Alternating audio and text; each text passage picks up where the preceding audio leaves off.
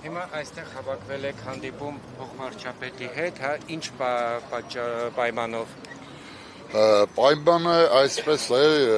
խոսքը վերաբերում է լիցուկ ձկնամթերքին, ինչպես արդեն տեղյակ եք,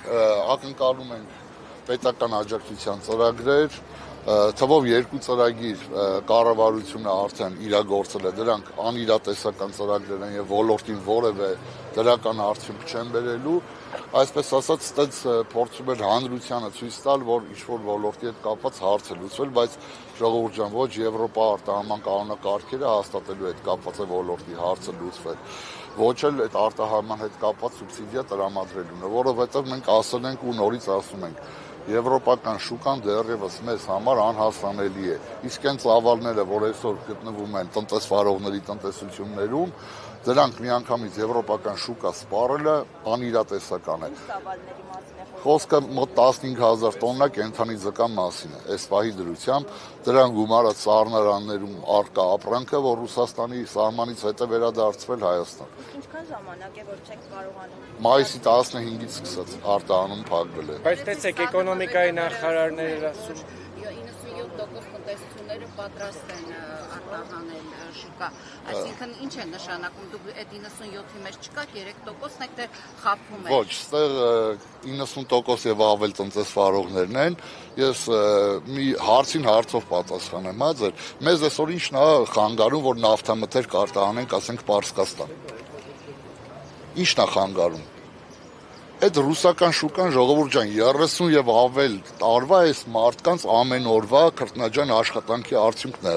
Առաջին տարին, որ Հայաստանից ձուկ ձկնամթերք է արտահանվել, մինչեւ 60 տոննա է եղել տարեկան։ Այսօր հասել է 13,000 տոննայի, ու դա եղել է 30 տարվա ընթացքում։ Մենք հիմա 1-2 կառավարության որոշումով եւ 1-2 ամսվա ընթացքում ուզում ենք այդ 13,000-անոց շուկա միանգամից տեղափոխել Եվրոպա, դա անհնար է։ Իսկ միջև այդ մենք դեմ չենք Եվրոպա շուկա մտնելու, այնտեղ ապրանք վաճառելու, դա ուղղակի ողջունելի է, նոր շուկա է ի վերջո։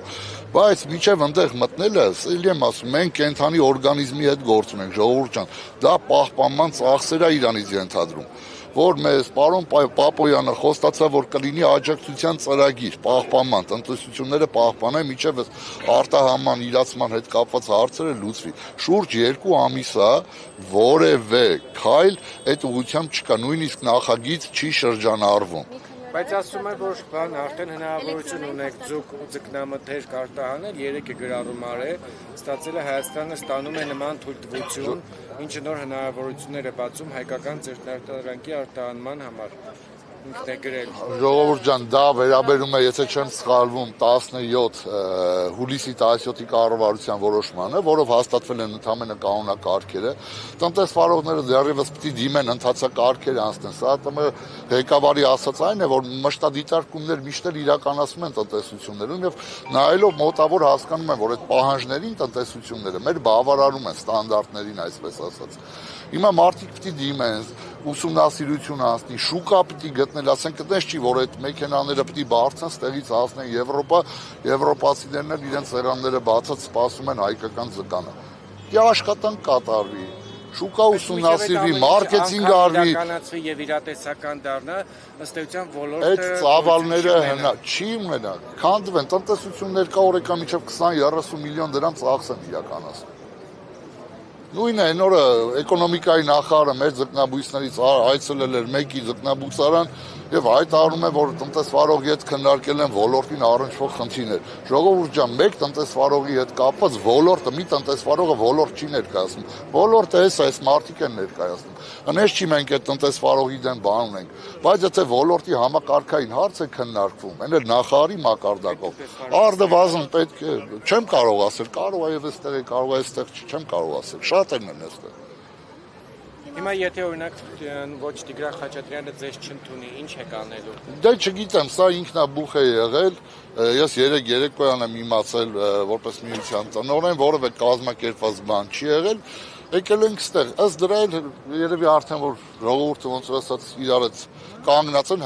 չի բացառում նաև հետագա քայլերը բացասական արձագանքի դեպքում քննարկել։ Ասում են էլեկտրոնային փաստաթուղթ պետք է լրացվի 18 կետից բաղկացած, որից հետո ինչ որ եվրոպական երկրների համար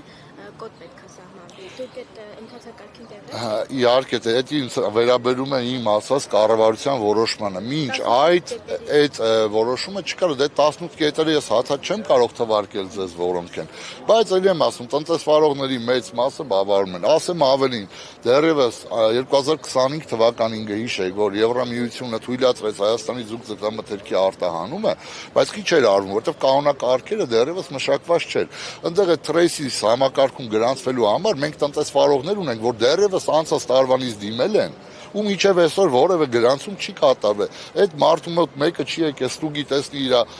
դիմում այդ ձեր ասած 18 կետերը բավարարում են, չեն բավարարում։ Այսինքն մենակ հայտարարելով կամ կառավարության որոշում ընդունելով հարցը չի կարա լուծի։ Այսօր մարդիկ գոյատևելու խնդիր ունեն։ Այդ է այսօր մարդկանց բերել ստեղ։ Իրանք չեն ասում մեզ ձրի փող տվեք, ասում են աջակցություն տվեք մեզի։ Հարցը կլուծվի, տված պետության տված գումարները մենք հետ կվերադարձնենք։ Այստեղ ոչ մեկ անհատույց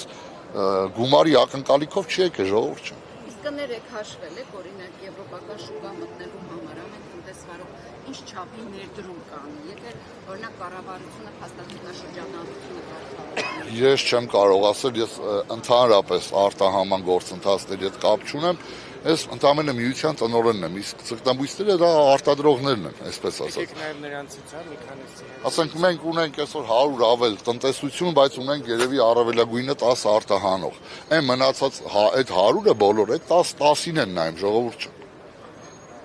Շնորհակալություն։